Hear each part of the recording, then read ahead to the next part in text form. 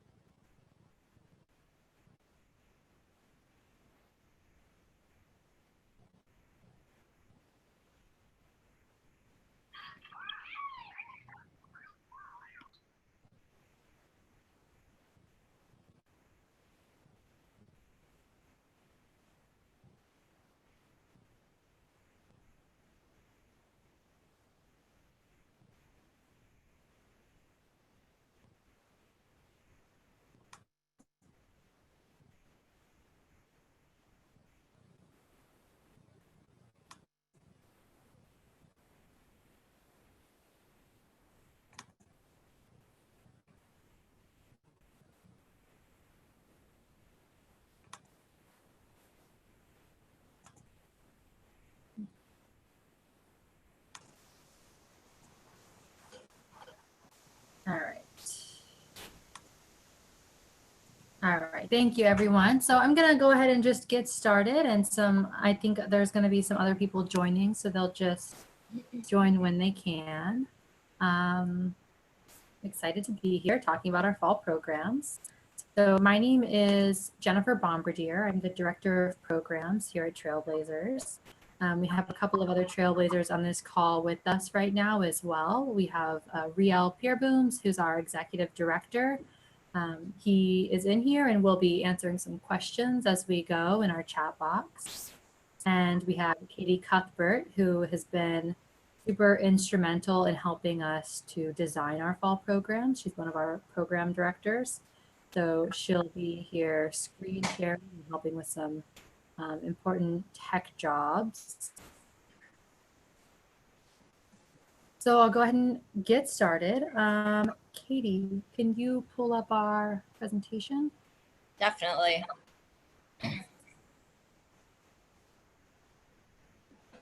One moment here. Yeah.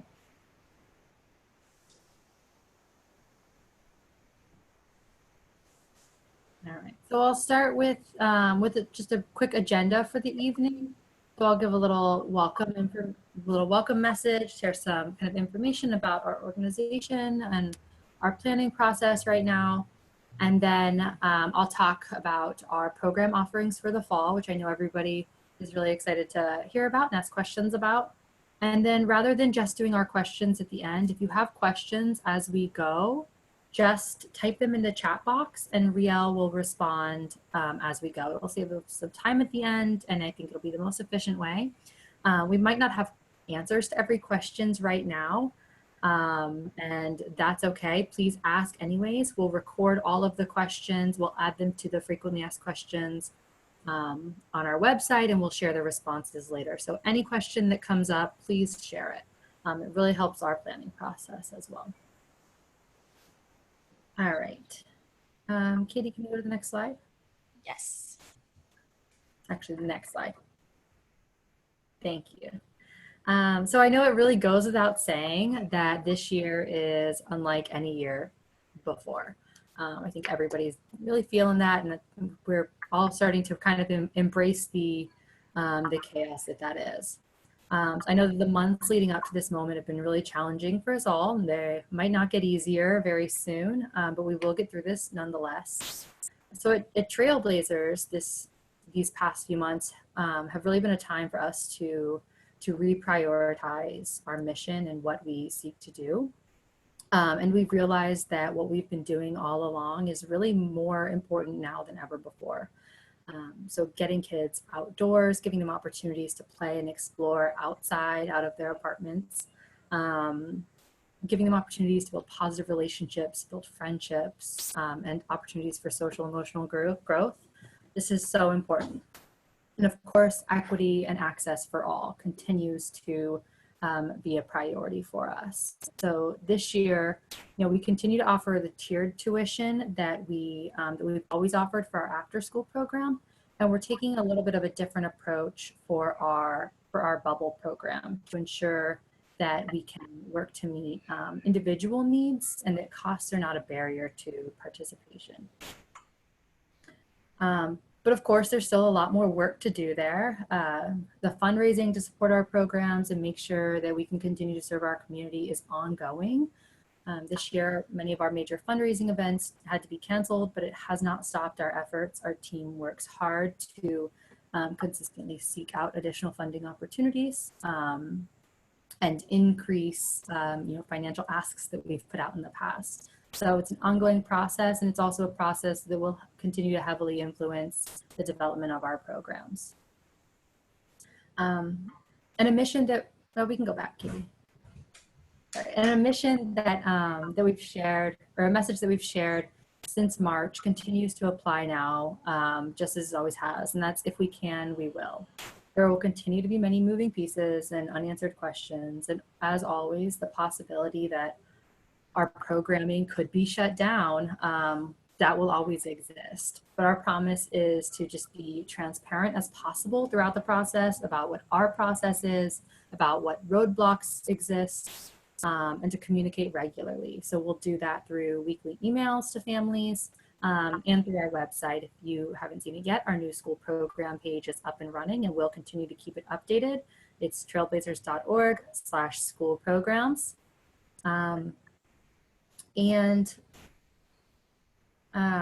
Of course, I know that safety during a pandemic is also at the forefront of everybody's minds. So for all of our programs, we develop a comprehensive COVID safety plan that's based on guidance from the Department of Health, Department of Education, the CDC, the American Camping Association. We really look towards experts to help guide us in what to do to keep our program safe. We don't make it up ourselves, and we really try to minimize opportunities for individual judgment. This has worked really well for our summer camp. We had a really amazing and successful and safe summer this year, and we're looking forward to doing that again for the fall. Our COVID safety plan for fall programs is still under development, so we don't have that quite ready to share yet, but we will share it as soon as it's ready.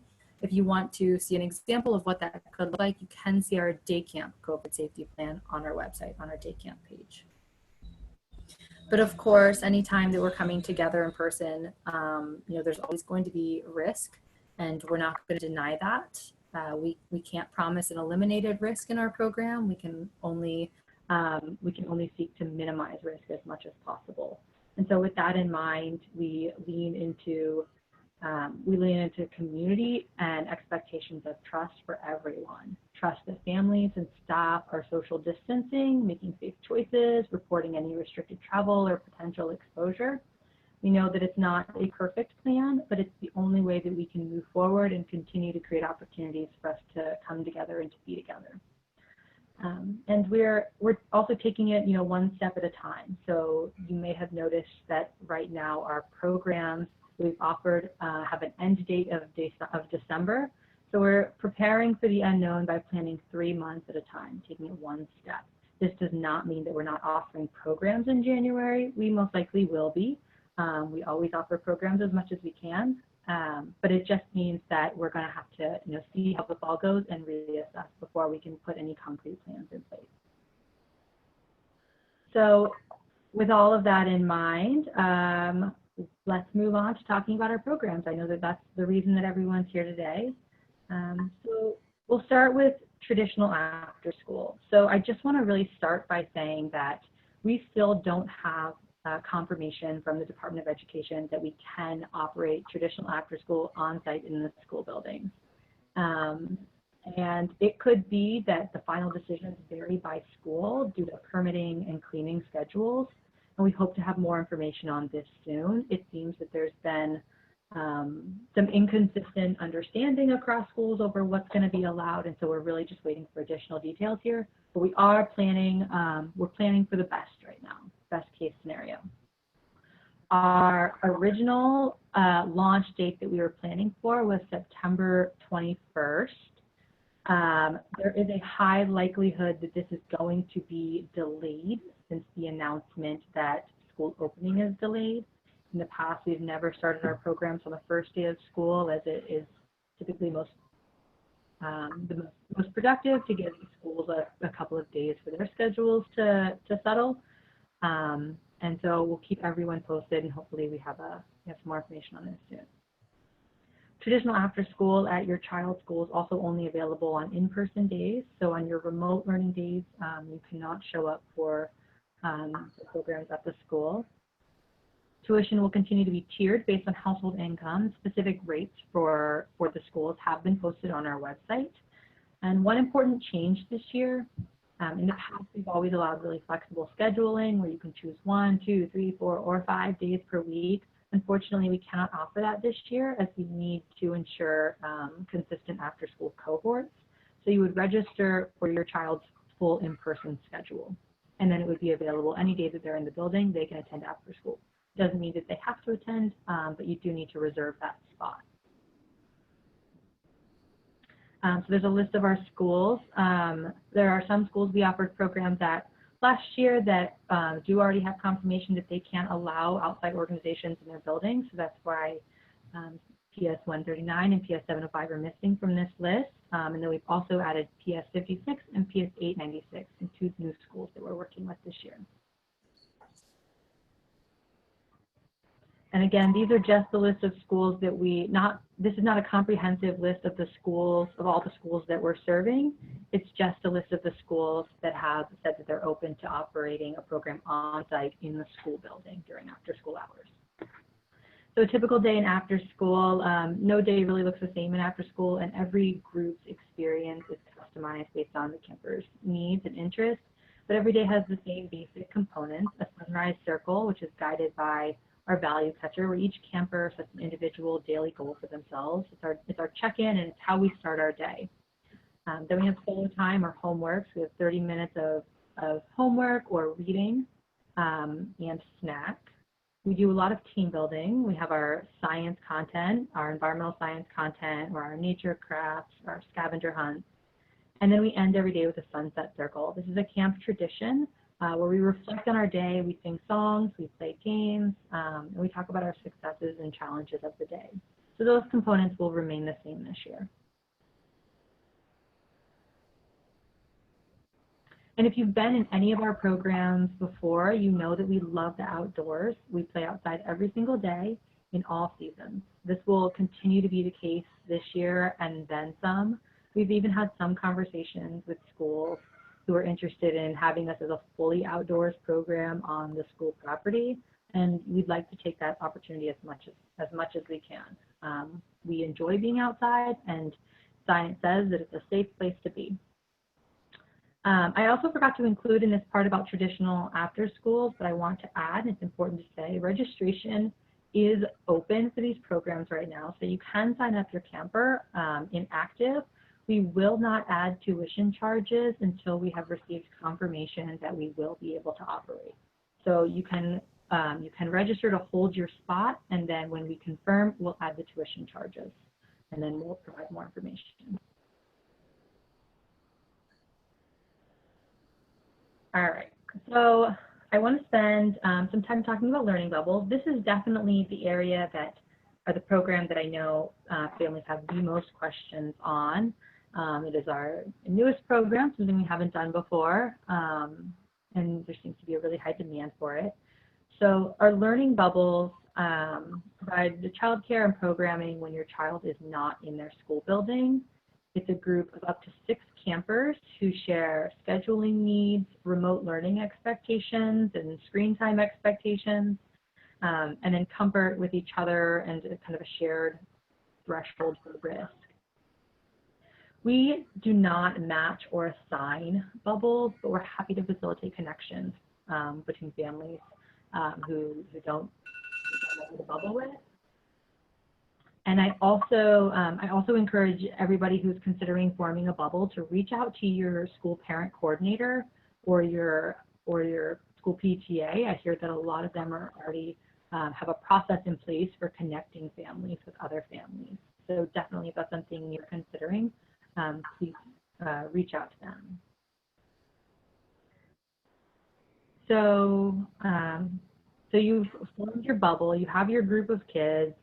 Now what? Now you need to figure out what your scheduling needs are. And we have created a plan where there's really a lot of space for customization. So generally speaking, AM programs are more focused on remote learning supervision. Our group leaders will provide sunrise and sunset circles to start and end the day, as well as play breaks.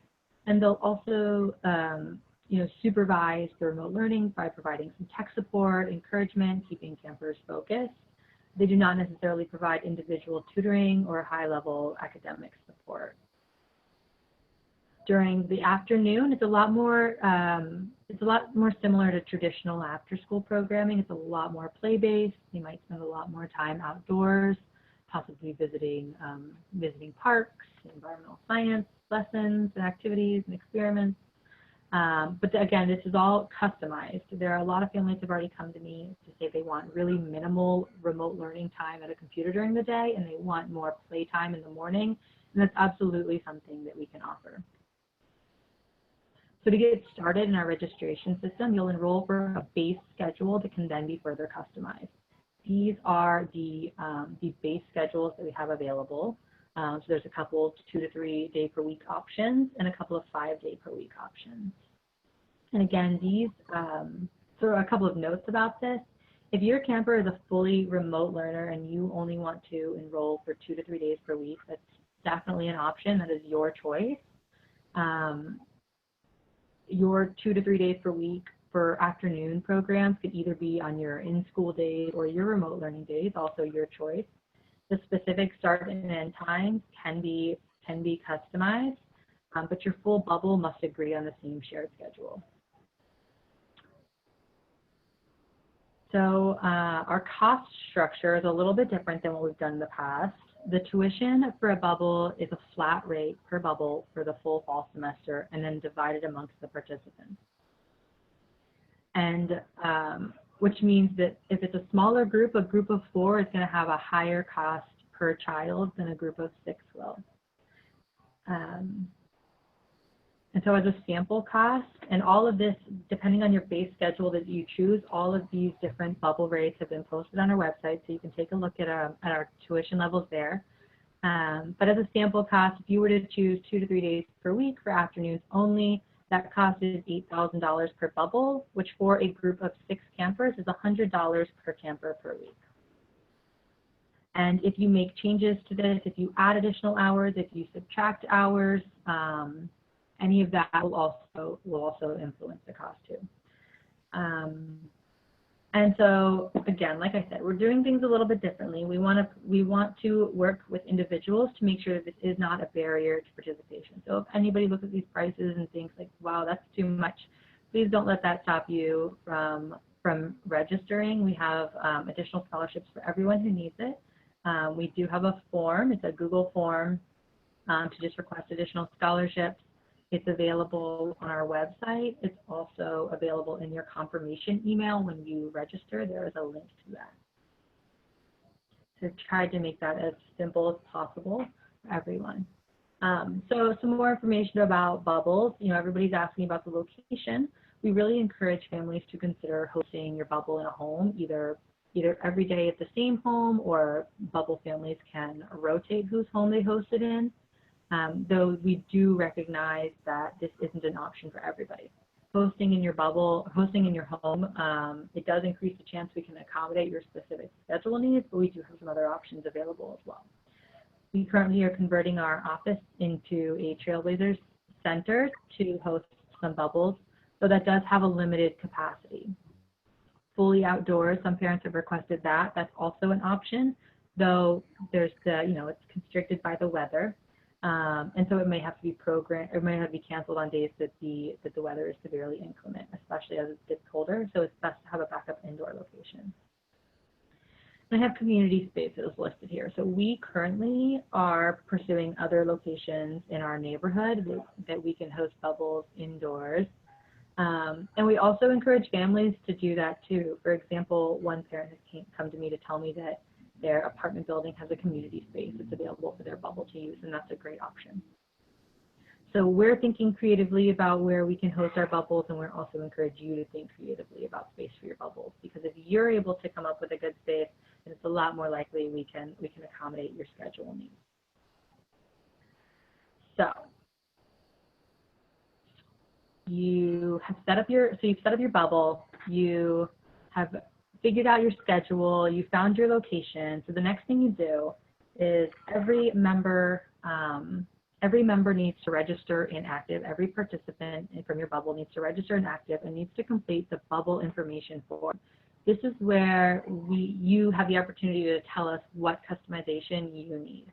Once we receive that from everyone, our team will reach out to you to confirm your schedule and confirm your program needs, and to let you know what we can and cannot accommodate. We'll also match you with a staff member, and we'll tell you what your tuition is. We'll confirm your tuition, and then when it's paid, we'll confirm your start date as well. And we expect bubbles to launch on a rolling basis. September 21st is the earliest that we can start, but some bubbles will continue to form and finalize what their needs are on a rolling basis. So just a couple of questions that I have gotten so far. Can we increase our weekly hours after the program starts? And this is a yes, if staff and spacing are available. So if you want to make a change to your schedule, we'll definitely do our best to accommodate that, but it's going to be determined on a case-by-case basis if your group leader is available and if there's a location available. Will bubbles continue to operate if schools are shut down? If the Department of Health does not require us to stop operating our programs, and if we feel confident that we can operate safely, then we will.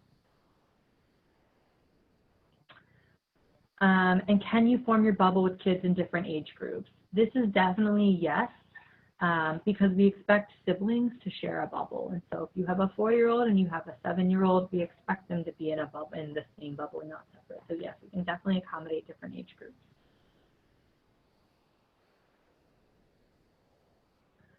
All right, so moving on, I've had a couple of questions about our overnight camp option as well. We did originally present this as an opportunity for bubbles to go up to camp regularly instead of one of the other bubble schedules.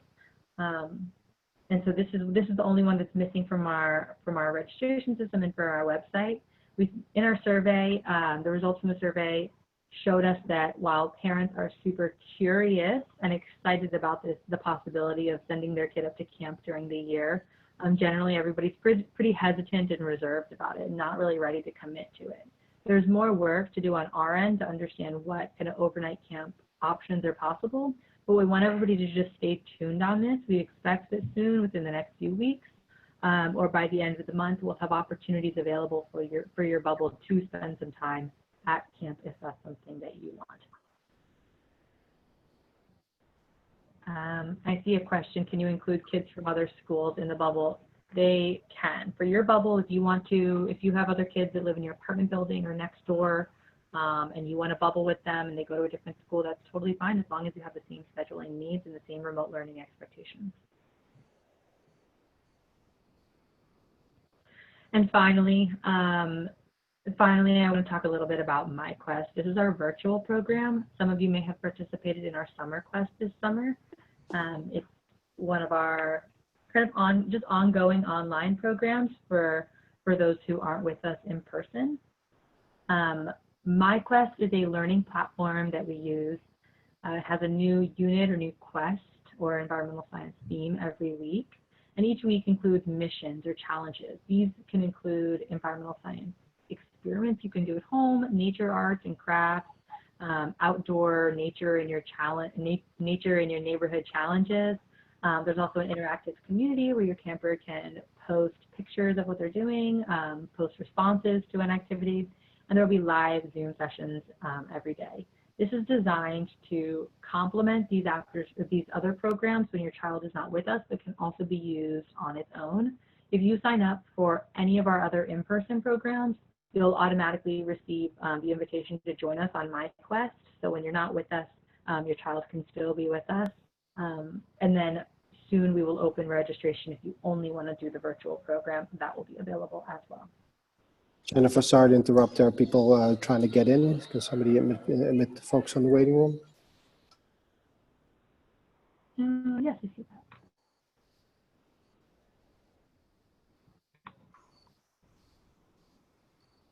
All right.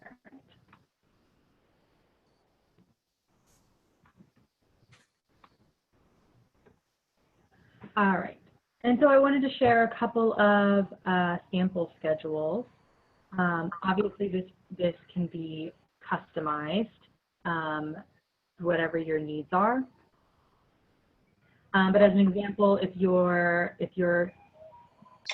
Hold on a second. Have you been doing this whole time? Because it just clicked on for me, and I've just been waiting. Are we like already in session? But we had no idea. Yes, I apologize for that. You were in the waiting room, but the session is also being recorded, and so we'll share it out as well. Anything that was missed.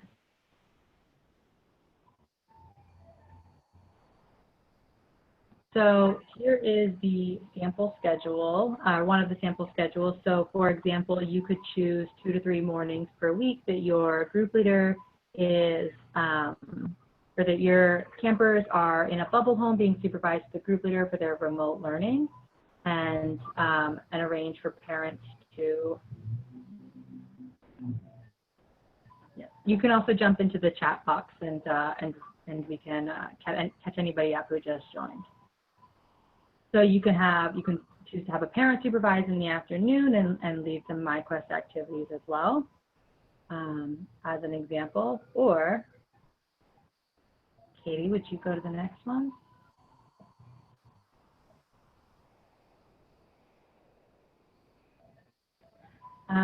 Or, for example, you could choose to have a parent supervise remote learning bubbles in a home during the morning, and then select to have a group leader only maybe 3 days a week, doing more traditional after-school programming, either in a bubble home or in a park or somewhere outdoors, and then doing either traditional after-school on your in-school days, or coming straight home and doing yQuest stuff. All right.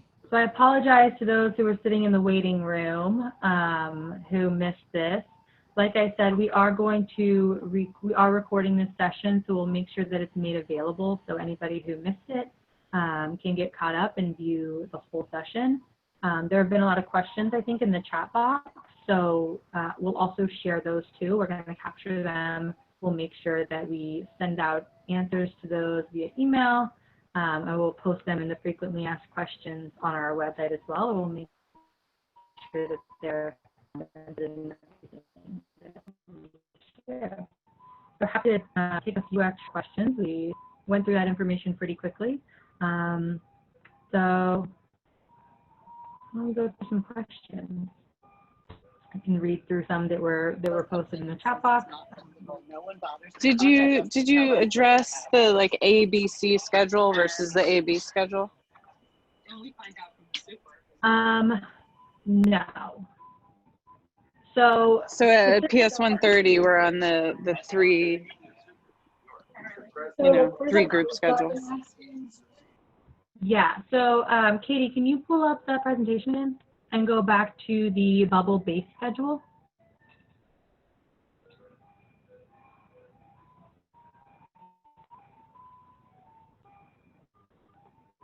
Yeah, and I'm happy to repeat some of this information, some of this bubble information. I know it's the part that a lot of families have the most questions about. So the way that we've set it up is that families can, whether you're on an AB schedule or an ABC schedule, you will select for your bubble, you'll select a base option, which isn't tied to any specific number of days necessarily. There's a 2 to 3 day-ish per option or per week option and a 5 day per week option.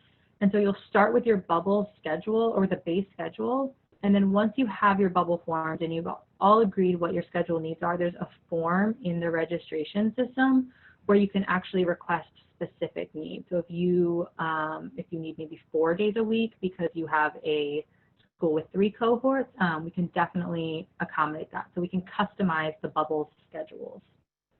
Does that answer your question? Yes, thank you. I had one other question, which is, what if we have a group of kids and everybody wants to do 9 to 2, like we have 6 children, and then only some of them want to continue on for after school? For Like for hybrid, blended learning. so some of your group wants to do the AM, or some of your group wants to do a full day, and only some of them want to do component. Like everybody wants to do the until 2, but then maybe some people want to just end at 2. Is there an option for that or no? They can't. So in terms of pricing and scheduling, it would all be the same. But then those campers could opt to not come. I see. So the families who wanted to do just the morning schedule would have to pay the full day rate. Yes, unless families also can come up with individual plans and payment schedules. Certain members can opt to pay a higher percentage. Got it. Thank you. You're welcome.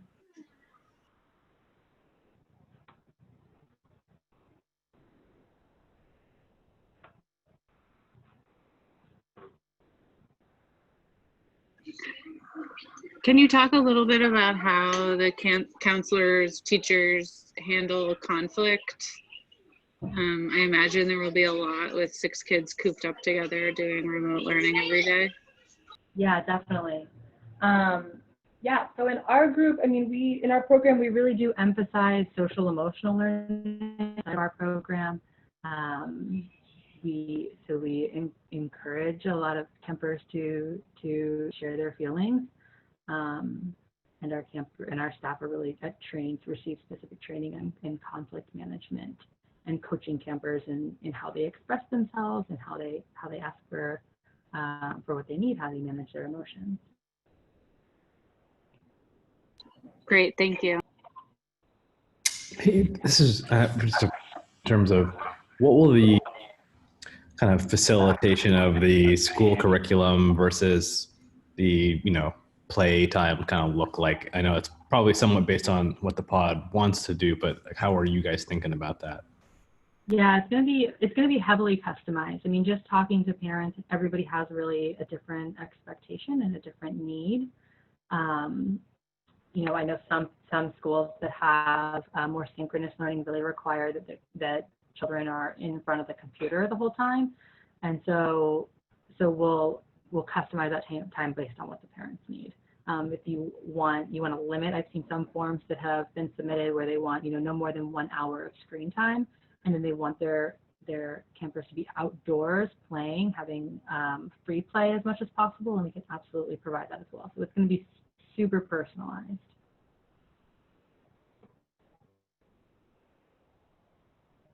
Thanks.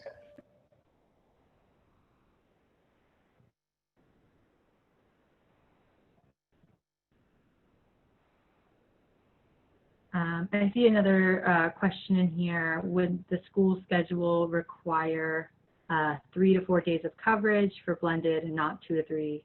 The kids at 139 are going in only 1 to 2 days a week.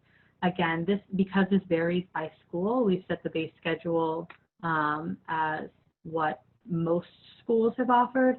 But again, if your specific school is on a 3 cohort schedule where you're only going in 1 or 2 days a week, you can put that information in the bubble form, and that's really where all of that customization is going to happen.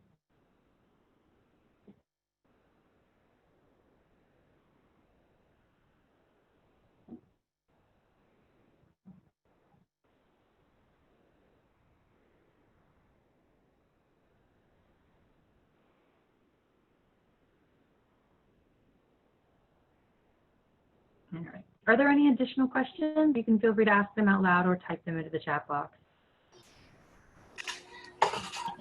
Did you answer about hours? Like, would it be possible to start at 8 a.m. or 8:30 instead of 9?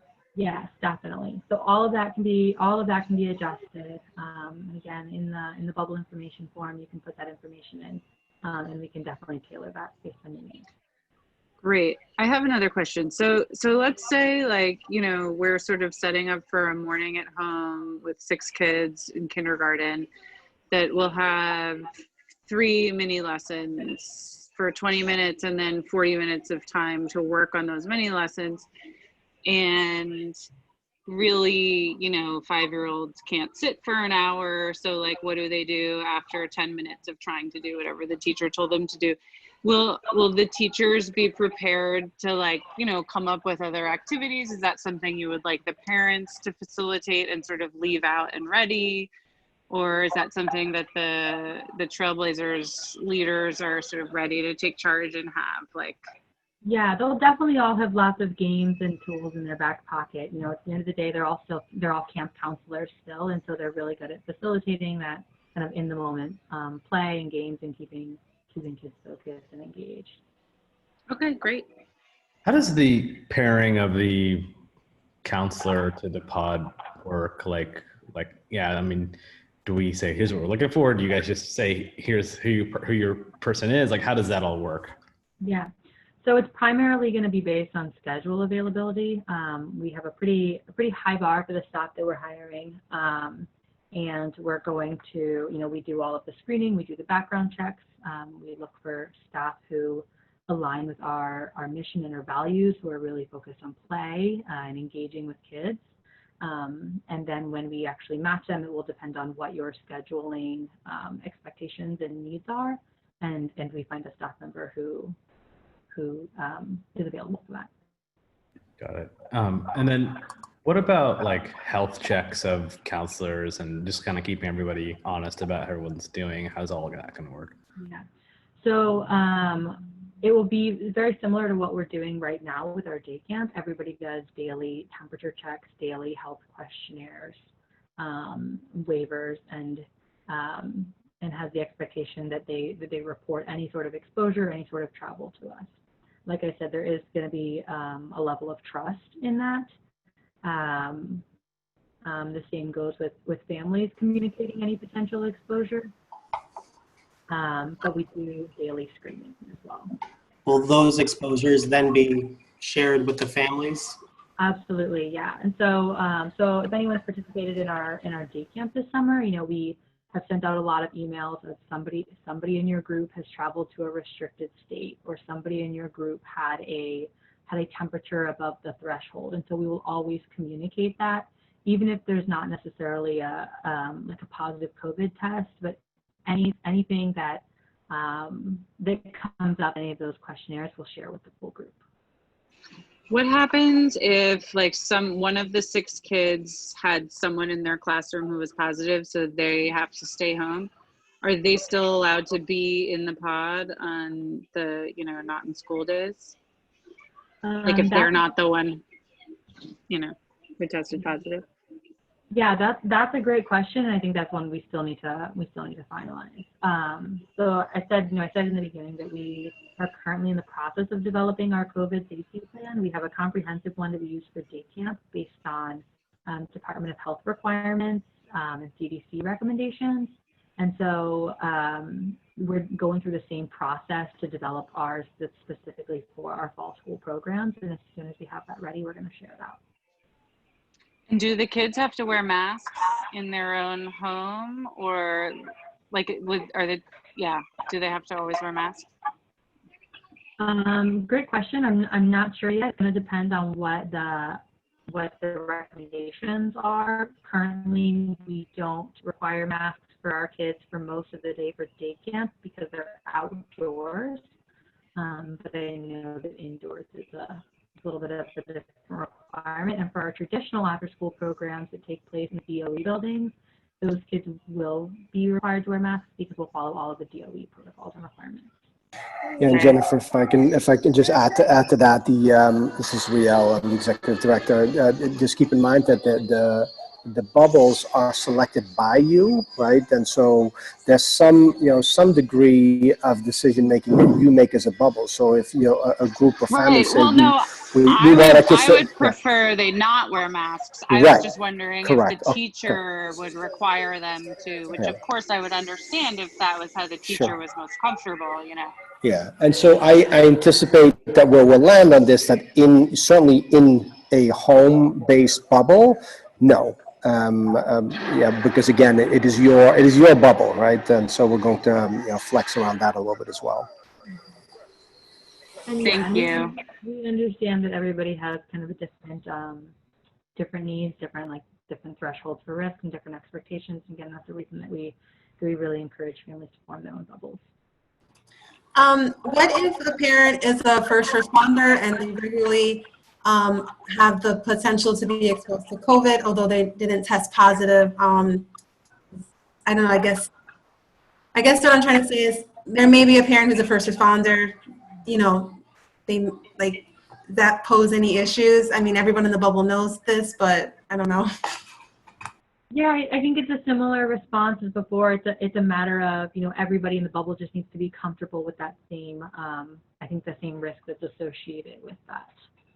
And again, that's why we really want families to communicate together. That's why we don't assign anybody into a bubble with a stranger, with somebody that they won't know, so that sort of kind of unexpected surprise doesn't happen.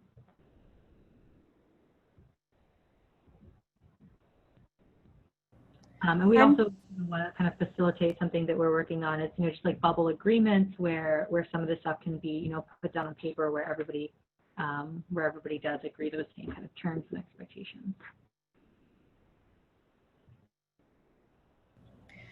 I'm trying to imagine this where there's, you know, 6 kids and hopefully they're, you know, in a bubble and the group leader's there and they might have live meetings at different times. And I'm just kind of curious, like, in terms of the group leader's role in this, like, so he's got 3 kids in a live meeting and 3 kids not in a meeting. I'm just curious in terms of like any guidance you guys are giving your group leaders on how to handle that. Just seems like a lot of multitasking for one person to do. Just curious what that might look like, or if you guys have thought through that. Yeah, and so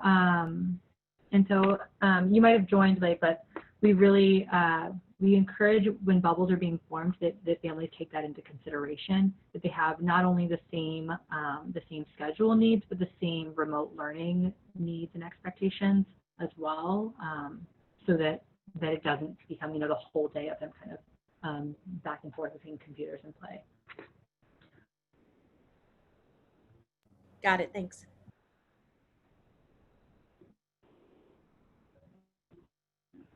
I see a question.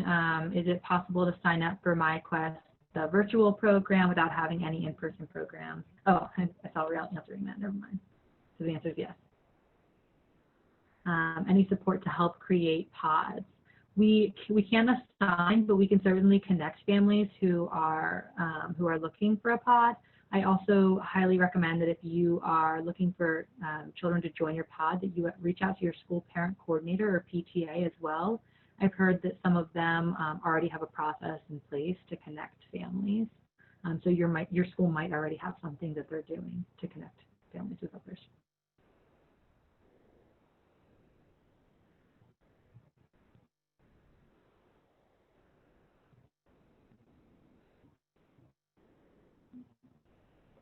All right. Well, if that is all of the questions, then I guess we can go ahead and start to wrap this up a little bit early. Again, I'm sorry for those who were sitting in the waiting room. We're recording this. It's going to be posted on our website. We'll also send it out via email to everybody. Jennifer, can I make a closing comment for everybody, just based on these questions? I just actually see somebody asking something about learning bridges, whether we're adding any schools to learning bridges. I think it's good to understand that the learning bridges DOE planning is not necessarily school specific, even though we're working with PS9 to put together learning bridges site or center. That doesn't mean it is going to be unique or just exclusive for PS9. That is actually something that we're working on to get a clear answer on, whether that can be the case or not. Our current understanding is that that's not the case, that learning bridges are really open to, to the area. But that's a question that we're trying to address. We are talking to some other schools about potential other learning bridges centers. There's lots unknown about this at the DOE level, but we are actively talking to the DOE about this at the moment. I think, I wanted to say as a closing comment, and I apologize for being so dark in my video. I'm actually up at camp today. Is that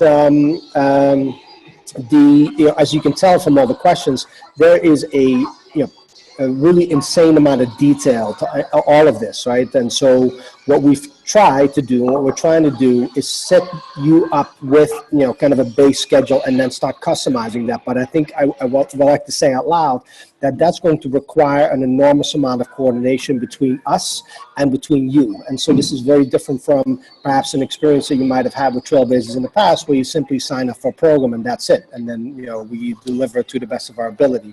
This is going to be a lot more collaborative. It's going to require a lot more back and forth to figure out what your needs are.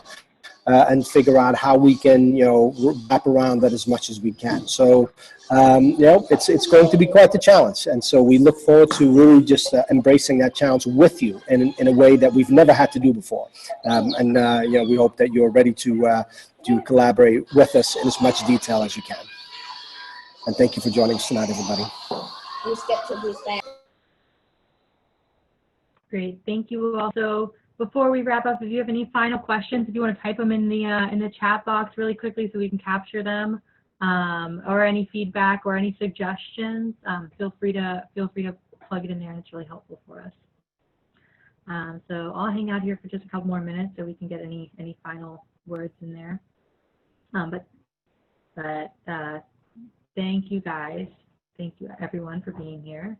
I appreciate your time and there was a question about the cost, example of cost for 2 days, and I've been hearing, hold on, we will follow up, but I didn't hear anything about that.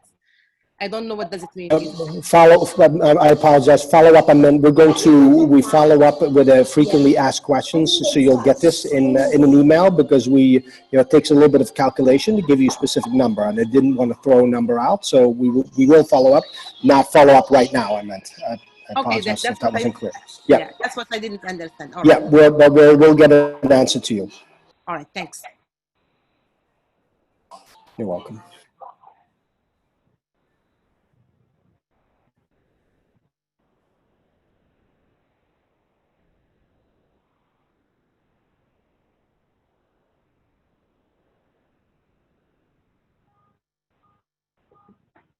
And I see a question about about tiers for bubbles. So we're not offering tiers for bubbles in the same way that we have in the past. Instead, it's a flat rate, and then we want to work with individual families with scholarships based on their individual needs.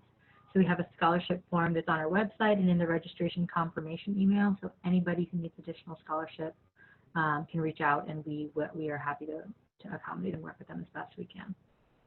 So it's a little bit of a different approach this year.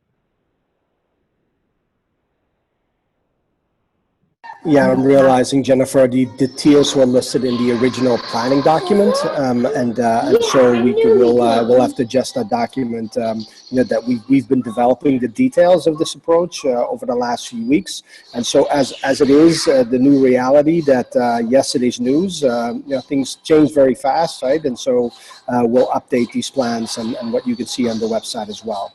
The most up-to-date information currently you can see on the school programs page. So if you go to school programs on the top of the page, that's where each one of the programs are described and where you can find the most accurate pricing at this moment. And Jennifer will have to take down that other document. I don't think it's on the side. It is. It's at the top of that homepage. Here you go.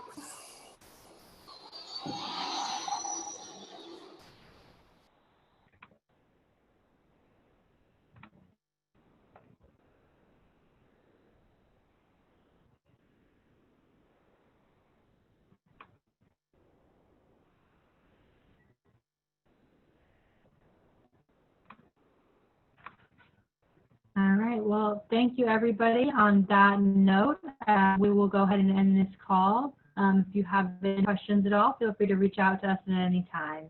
Thanks, everyone. Have a great night.